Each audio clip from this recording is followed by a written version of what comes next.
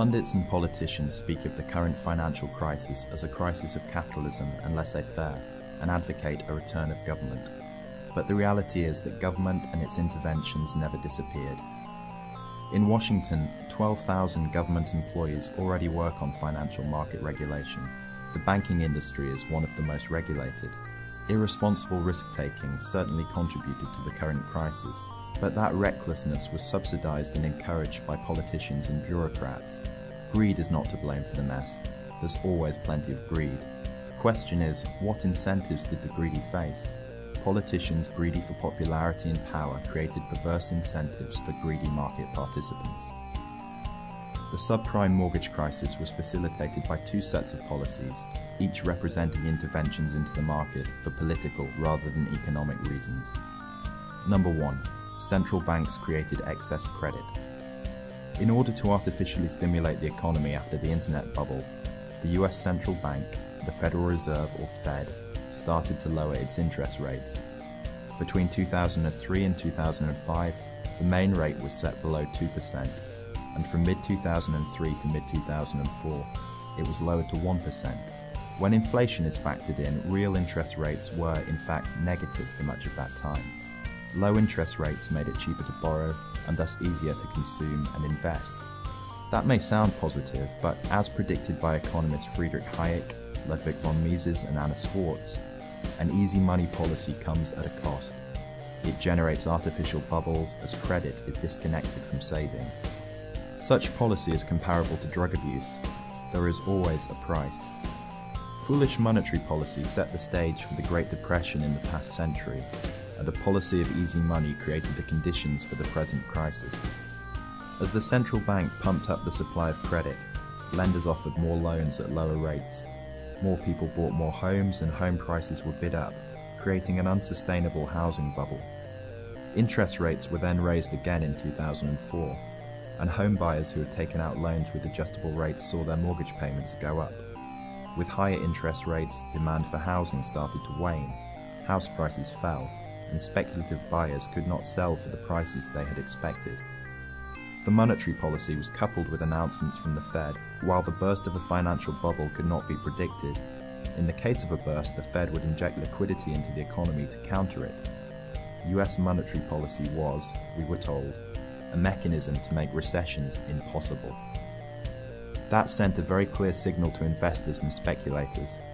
Profits will go to private parties, but losses will be borne by the public. That created incentives for risky action. That would be bad enough, but another set of deliberate state interventions, this time specifically directed to the housing market, made things much worse and created a general financial contagion. Number 2. Interventionist social policy in the US was formulated to promote home ownership. In 1938, the US government created the Federal National Mortgage Association, Fannie Mae, to purchase mortgages. It was reorganized in 1968 as a government-sponsored enterprise, with the implicit backing of the taxpayers if their products went bad. It created financial instruments or securities that packaged together large numbers of mortgages. Recently, the securities that had been issued against those risky mortgages started to lose their value, especially as those risks had been sliced to be integrated into complex financial products. When a small piece of the financial product went bad, the whole investment became toxic. Because those investments were supposed to be marked at current market value in the company's accounting, a fall in companies' values ensued, generating a downward spiral. Banks saw their ratings fall, which prevented them from borrowing every day on the interbank market for refinance. The crisis spread.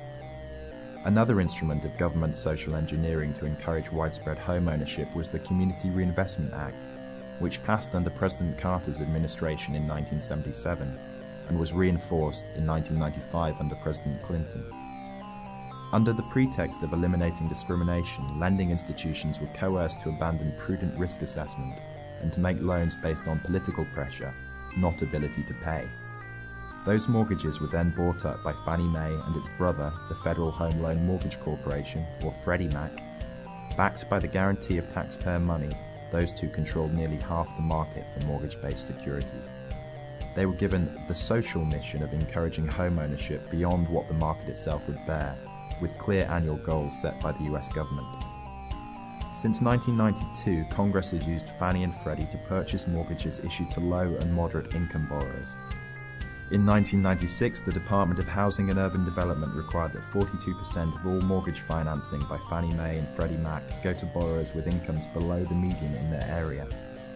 That number increased to 50% in 2000 and to 52% in 2005. The federal government also imposed quotas for mortgage loans to people with income below 60% of the median in their area. At the same time, the Federal Housing Administration intervened to lower the initial investments, or down payments, from 20% to 3%, and plans were announced to lower them to zero. Mortgage markets were not free in America. Banks were being pushed by the federal government to make loans they would not otherwise have made to people who would not have qualified. Politicians wanted to increase home ownership, but their actions had unintended consequences. Loans were issued to people who couldn't afford them. Free market economists saw the dangers. Cato Institute scholar Professor Lawrence White warned in 2004 about the dangers of pushing interest rates down below what they would otherwise have been, and that if Fannie Mae and Freddie Mac encountered difficulties, there would be much larger consequences for the economy as a whole. The combination of monetary policy with deliberate interventions to promote imprudent credit policies gave rise to a bubble. The marketing of complex, taxpayer-guaranteed securities by Fannie Mae and Freddie Mac contaminated financial instruments worldwide. New interventions magnifying past mistakes, by preventing the necessary adjustments needed to revalue assets whose values were distorted by political fiat, and subsidizing reckless policies, as in the US government's bailout of the insurance company AIG, will simply encourage more recklessness. A market system is a system not only of profits, but of profits and losses. Good decisions should yield profits, and bad ones should yield losses. Interventionism removes the discipline without which markets cannot work. Interventionism breeds crises. Politicians thought they could create rights to cheap money, rights to mortgages, and rights to profits without risk. We are paying the price now. Let's learn the lesson and not repeat the same mistakes. Let's stop the political interventions.